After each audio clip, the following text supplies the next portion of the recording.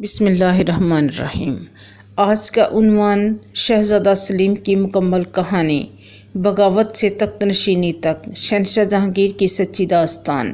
ناظرین، آج ہم آپ کے سامنے برصغیر کی تاریخ کے ایک ایسے شہزادے کی مکمل کہانی لے کر آئے ہیں جس نے اپنی جوانی میں بغاوت کی، محبت اور اقتدار کے امتحانات جھیلے اور آخرکار ایک بادشاہ بن کر تاریخ میں اپنی جگہ بنائی۔ یہ داستان ہے شہزادہ سلیم کی، جو دنیا کے سامنے شہنشاہ جہانگیر کے نام سے مشہور ہوئے۔ یہ کہانی طاقت، بغاوت، انصاف اور فنون لطیفہ کی محبت سے بھری ہوئی ہے۔ شہزادہ سلیم 31 اگست 1569 عیسوی کو فتح پور سیکری میں پیدا ہوئے۔ وہ مغل شہنشاہ اکبر اور مریم زمانی جودھا بھائی کے بیٹے تھے۔ کئی سال کی دعاؤں اور منتوں کے بعد یہ بیٹا پیدا ہوا، اس لیے اکبر نے اسے خاص محبت دی۔ بچپن ہی سے سلیم کی تعلیم و تربیت کا خاص انتظام کیا گیا۔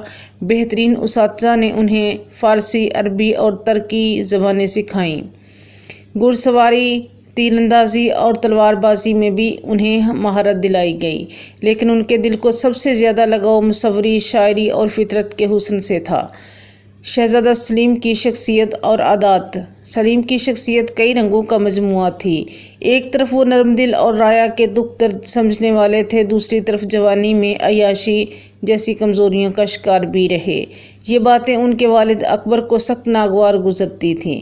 اکبر چاہتے تھے کہ سلیم ایک مثالی شہزادہ بنے، لیکن سلیم اپنی طبیعت کے مطابق چلتے تھے۔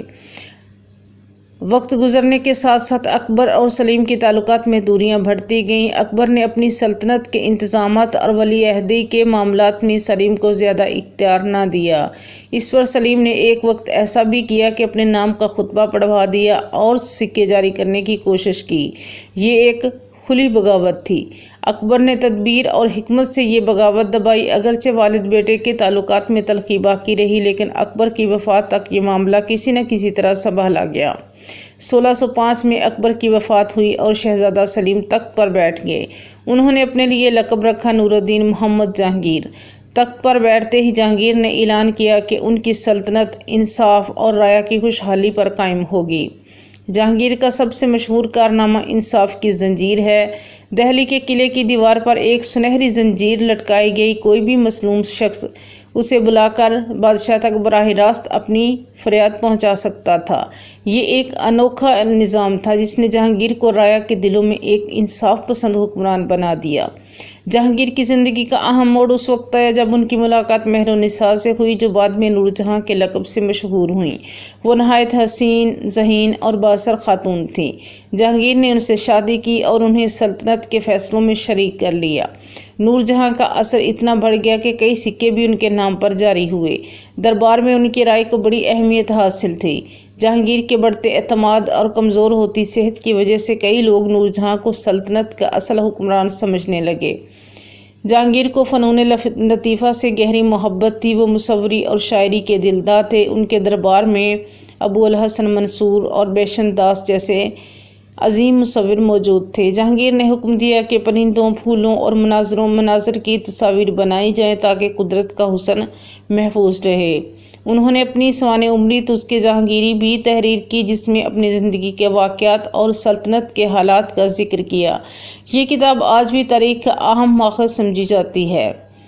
جہانگیر کے دور میں سلطنت کو کئی چیلنجز کا سامنا رہا۔ راجپوت سرداروں کے ساتھ تعلقات کو بہتر رکھنا ضروری تھا۔ دکن کی طاقتور ریاستیں مغلوں کے خلاف سرگرم تھیں۔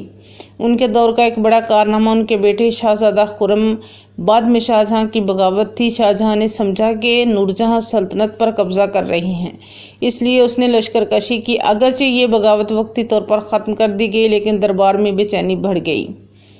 جہانگیر کو اپنی رعایا سے بے حد محبت تھی۔ وہ اکثر عام بھیس میں بازاروں کا دورہ کرتے تاکہ رعایا کے حالات کا پتہ چل سکے۔ وہ خیرات اور انعامات دینے میں بھی مشہور تھے۔ رعایا کو یہ احساس ہوتا تھا کہ بادشاہ ان کے قریب ہے۔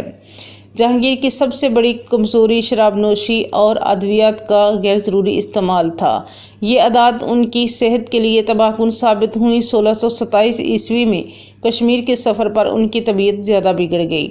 لاہور واپس آتے ہوئے راستے میں ہی ان کا انتقال ہو گیا۔ انہیں لاہور کے قریب شاہدرہ میں دفن کیا گیا۔ ان کا مقبرہ آج بھی مغل فن تعمیر کا ایک عظیم نمونہ ہے और दुनिया भर से लोग उसे देखने आते हैं।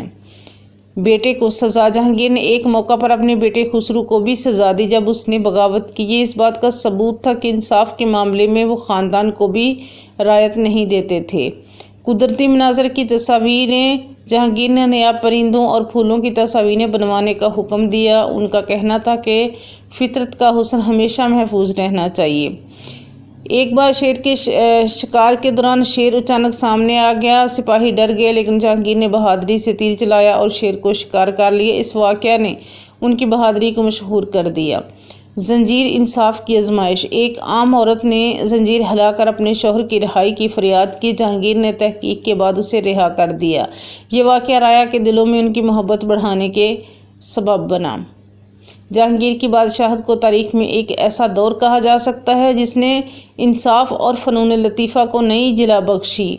वो अकबर और शाहजहां के दरमियान एक पुल की मानिंद है। अकबर ने सल्तनत को मजबूत किया, जहांगीर ने इंसाफ को फ़रोग़ दिया और शाहजहां ने मुग़ल फ़न तामीर को अरूज दिया। जहांगीर की मीरास आज भी ज़िंदा है। उनकी जंजीर, इंसाफ, तुज़के जहांगीरी और शानदार मकबरा उनके दौर की गवाही देते हैं। वो एक ऐसा बादशाह था जिसने अपनी ज़िंदगी के तज़ादात के बावजूद राया के दिलों में एक ख़ास मकाम बनाया। नाज़रीन, ये थी शहज़ादा सलीम की मुकम्मल कहानी, जो एक बगावती शहज़ादे से एक ताकतवर शहंशाह बने।